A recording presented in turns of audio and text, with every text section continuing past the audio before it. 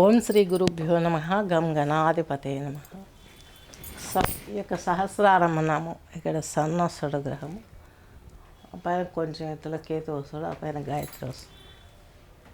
ఇక్కడ పెద్దవాళ్ళ టైంలో ఇక్కడ ఈ మధ్యలో బొట్టు పెట్టుకునేవాళ్ళు. థర్డ్ ఐ అంటాం.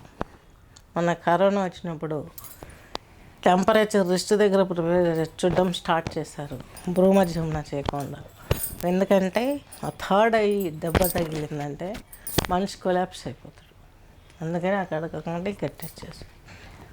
ఇక్కడ అర్ధనారీశ్వరులు గ్రహం వచ్చేసి బుధుడు, నపుంసక గ్రహము. అండాలను వీర్యకణాలను రిలీజ్ చేస్తుంది. ఈ గ్రహం దెబ్బతిందంటే నపుంసకత్వం వస్తుంది. అలాగే విచక్షణ కోల్పోతారు. అలాగే ఈ గ్రహం ఇలా దెబ్బతినటం మూలంగా దివ్యమైనటువంటి శక్తులు, ఒరిజినల్గా అక్కడ దివ్య శక్తులు ఉంటాయి థర్డ్ ఐలో. ఆ థర్డ్ ఐ క్లోజ్ అయ్యి చేసుకొని శివుడు తపస్సు చేస్తూ ఉంటాడు అమ్మవారి గురించి. అయ్యవారి గురించి అమ్మవారు చేస్తుంది. అంతటి గొప్పది థర్డ్ ఐ. ఆ థర్డ్ ఐ దగ్గర అర్ధనారీశ్వరులు ఉంటారు. అందులో గ్రహం వచ్చి బుధుడు.